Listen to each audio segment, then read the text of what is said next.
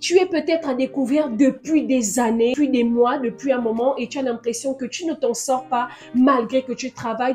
Ta frustration est telle que tu as l'impression que tu ne vis que pour payer tes charges parce que tu es à découvert, parce que tu as des crédits à la consommation. Tu veux sortir du découvert, tu as des projets intéressants et assez conséquents financièrement pour cette nouvelle année 2024. Sache qu'il n'est jamais trop tard et dans cette vidéo, sur cette chaîne notamment, on va mettre en place des outils ensemble pour sortir du découvert, pour relever la pente financièrement et vous allez voir que ça va aller mieux d'ici 2-3 mois. Vous allez commencer à respirer, commencer à faire un petit resto sans stress. Dans cette vidéo, on va avoir deux parties. Une première partie où je vous explique ce qu'est le découvert, pourquoi aujourd'hui sortir du découvert et quels sont les moyens que vous pouvez mettre en place pour s'en sortir. Et dans une deuxième partie, on va voir ensemble de manière pratique comment moi je fais pour m'organiser avec mon budget tous les mois afin de couvrir le découvert et de repartir sur un nouveau budget. Hello tout le monde, j'espère que vous allez bien. Moi c'est Claudia, bienvenue sur ma chaîne.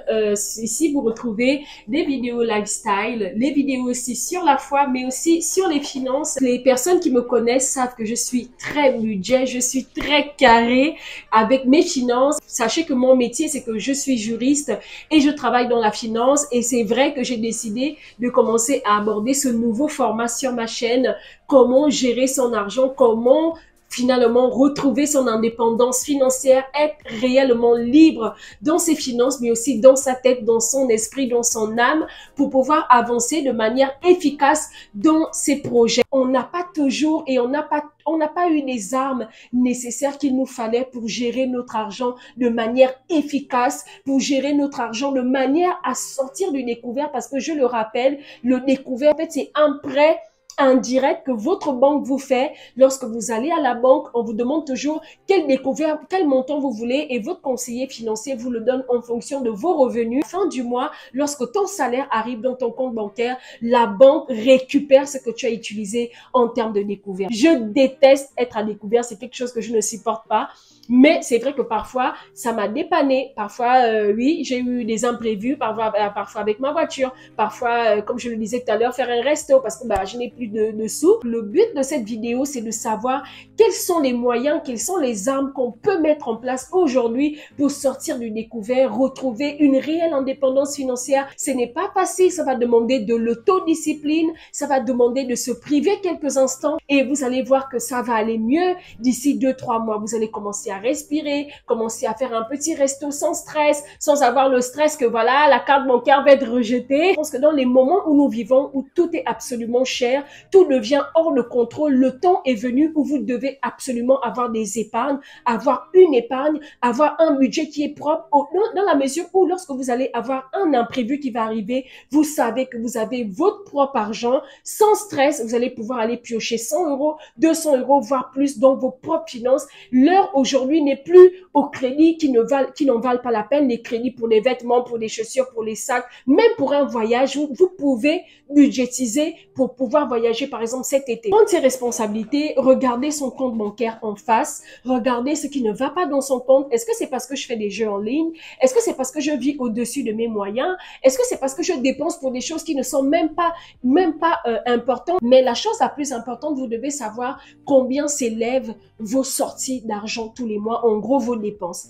Il y a les dépenses qui sont fixes, il y a les dépenses qui sont variables et il y a les dépenses qui sont autres. Les dépenses fixes, on a par exemple le loyer, l'électricité, les assurances, la mutuelle, etc. On sait que tous les mois, Internet, Netflix, Orange, etc. ça arrive tous les mois. On sait que dans notre compte bancaire, voici les différents types de prélèvements qui arrivent dans mon compte. Ça, ce sont des charges fixes. Les charges variables, c'est par exemple le carburant, c'est par exemple les courses. Ce mois-ci, je peux faire les courses de 120 €. Le mois prochain, je vais faire les courses de 200 € et surtout que tout a tellement augmenté qu'il faut absolument budgéter même ces courses. Il faut savoir combien je peux dépenser. Par exemple, si on est en couple, combien on peut dépenser en fait mensuellement pour nos courses.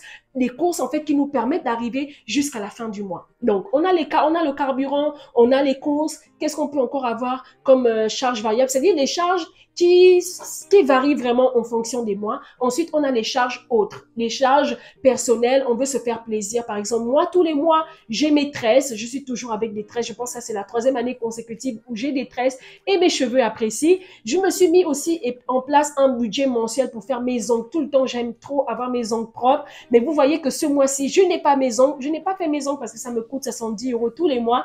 Et ce mois-ci, j'ai une autre priorité. Je peux pas me permettre d'aller faire mes ongles pour 70 €. J'ai mis ces 70 € ailleurs. Donc, ce mois de mars, je n'aurai pas mes ongles faits. Mais c'est pas très grave. Le mois d'avril, c'est un mois où je vais pouvoir rebondir et où je vais me faire plaisir à aller faire mes ongles. Ou alors, un budget restaurant, un budget sortie. Par exemple, faire un restaurant 50 ou 60 € tous les mois en budget, c'est déjà très bien. Ça veut dire que vous pouvez aller au restaurant 2 fois par mois selon le pays. Parce que si c'est le Luxembourg, ça va être 1 fois par mois, juste en passant, juste en précisant. Donc les charges personnelles, donc moi personnellement, c'est comme ça que j'organise mon budget.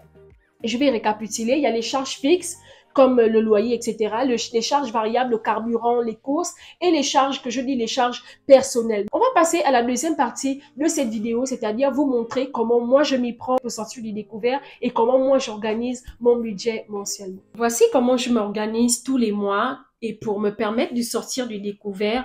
Premièrement, qu'est-ce que je fais en fait avant que mon salaire n'arrive tous les mois? Je note déjà mon découvert. Par exemple, mon découvert du mois de février. J'ai par exemple 198 €. Lorsque mon salaire du mois de mars arrive, on va partir sur la base de 2000 €. Donc, 2000 €, c'est mon salaire mensuel. Donc, qu'est-ce que je fais en premier? Je soustrais. Donc, je fais les 2000 € moins les 198 € du découvert. 198 € moins 2000 €, ça me fait 1802 €. Je précise que c'est pour une personne seule, célibataire, qui n'a pas d'enfant, etc. Donc, voici ma base mensuelle pour le mois de mars. Donc, comme on disait tout à l'heure, en termes de charges, par exemple, j'ai les charges fixes qui s'élèvent tous les mois à 1201. Donc, 1201,97. Comment je le sais?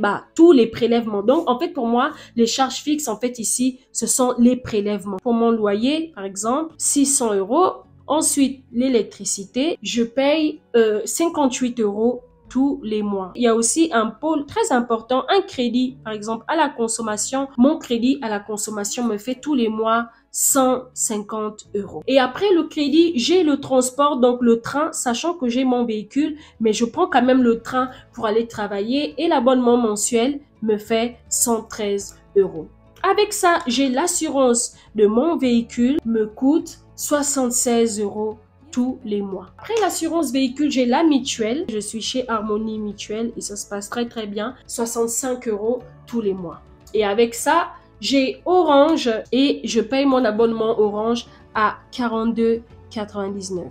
Pour mon abonnement de téléphone, je suis chez Sosh et je paye 15 €. Et avec ça, j'ai mon sport, évidemment, mes cours, etc. J'ai mon sport. Il est de 49 € tous les mois, illimité pour tous les cours. Il y a les cours qui sont inclus. J'ai Spotify, fait 10,99 € par mois. Pareil pour Netflix, qui est également à 10,99 € par mois. Et avec ça, j'ai ma carte bancaire qui passe tous les mois et je la paye tous les mois à 9 €. Et avec ça, j'ai l'assurance CB. Je ne sais pas si vous en avez vous aussi, mais je pense à enlever ça en plus, qui me fait 2 € par mois. Donc, voici la liste de tous mes prélèvements. Dans ce mois-ci, dans ce mois de mars, voici tous les prélèvements qui vont intervenir dans mon compte et la somme totale de ces prélèvements la somme me fait 1201,97 €. Dans les charges variables, premièrement, c'est un pôle hyper important, les courses. Donc, courses pour manger. En gros, moi, mon budget mensuel en termes de courses, il est à 200 €. Je précise que je suis seule et célibataire, donc je n'ai pas les charges d'une personne qui est en couple, qui a des enfants, etc. Mais vous faites en fonction de votre budget. Vraiment, carburant, il est à 100 €. Donc, j'utilise le train pour aller travailler. Je paye déjà un abonnement de train, mais j'ai toujours mon plein dans la voiture pour mes déplacements personnels parce que j'ai un véhicule. Je tiens à préciser que je n'ai pas de crédit sur mon véhicule. J'avais acheté mon véhicule cash il y a 2 ans. Autre charge variable du mois, bah, moi je vais dire pour moi c'est une charge fixe parce que par exemple mes tresses mensuellement, parce que je fais des tresses tous les mois, mes tresses me coûtent 70 € avec la mèche comprise. Et ensuite mes ongles, parce que mes ongles font partie de mon budget. Mais ça peut dépendre. Parfois, je fais 45 € juste les mains, pas les pieds. Mais lorsque je fais les deux, ça me coûte 70 €. Il y a shopping, il y a resto, par exemple. Donc, ça, c'est personnel pour mes plaisirs, mes petits plaisirs personnels. Je me donne tous les mois à moi-même 100 €. Et là, la somme, là, je suis à 200, 300, 400, 470 plus 70 €. Vous inquiétez pas, hein, je ne suis pas un génie en maths, c'est juste que je sais déjà. Donc, le total ici me fait 540 €. Voilà. Donc, mes charges fixes me font 1200 €. Mes charges variables sont à peu près à 540, parfois 500. Ça dépend du mois. Donc, si je prends les 798, si je prends les 798 € qui me restent ici, moins les 540 € des charges variables, voici le montant qui me reste encore dans la poche. Il me reste combien les gars? Donc, il me reste après 258 €. Et là, ça devient intéressant. Qu'est-ce que je fais de ces 258 €? Et là, je passe à la troisième étape de mon budget. Donc, je passe à la troisième étape de mon budget. Le troisième pôle ici, c'est l'épargne. Voilà, ça c'est un truc qu'il ne faut absolument pas oublier. Donc, en termes de budget pour l'épargne, mon objectif, en fait, c'est d'avoir 1000 € toujours en fonds d'urgence par on ne sait jamais. Mais comme je peux pas les sortir d'un coup, les 1000 €, donc je mets 100 € tous les mois dans mon compte d'épargne urgence. J'ai une petite épargne imprévue. Donc, ça, ce sont les imprévus du mois. Tous les imprévus du mois qui peuvent m'arriver. Et pour cet imprévu, j'ai 100 € d'imprévu. Ça me fait 200 € en termes d'épargne. Ici, vous pouvez par exemple le mettre dans un livret A et le fonds d'urgence, par exemple, moi je le mets dans mon PEL. Et l'imprévu qui peut arriver pendant le mois de mars, ben, je le mets dans mon livret A, par exemple. Je n'y touche pas. Ça, c'est si j'ai un imprévu important.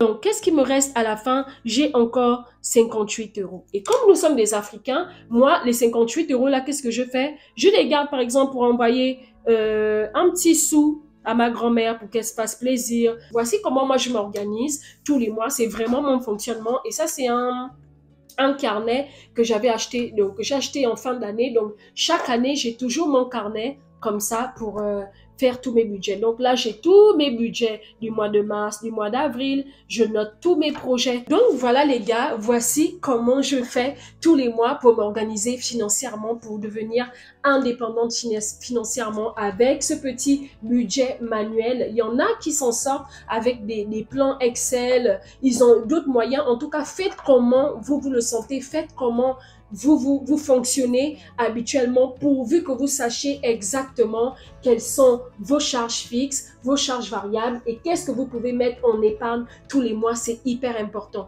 Il n'y a pas 36 000 solutions pour sortir du découvert. Ça, c'est le moyen qui a fonctionné et qui continue de fonctionner pour moi tous les mois. Et ça fait qu'en fait, même si je suis à découvert de 50 € ou de je ne sais pas combien, mais je sais que j'ai toujours une marge pour m'organiser. Donc, le but, c'est de sortir du découvert. Donc, la vérité, c'est qu'en fait, à la fin du mois, vous ne devez plus être à découvert. Je vais m'arrêter là.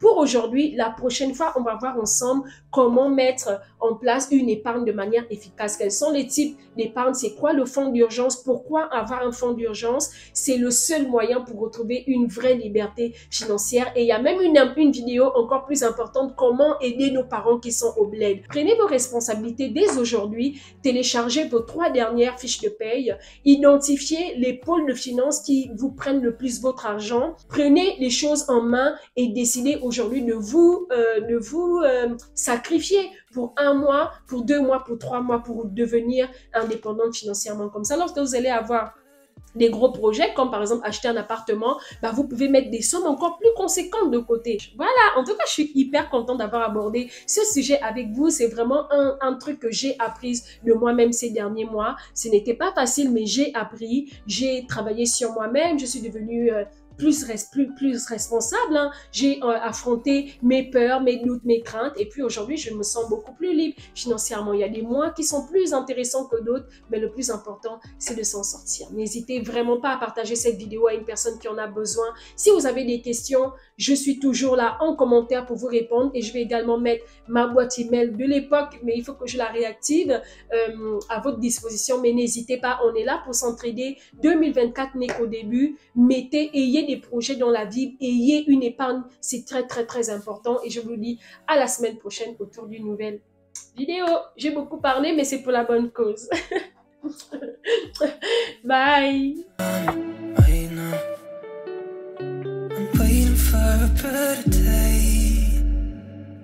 I get to see your face.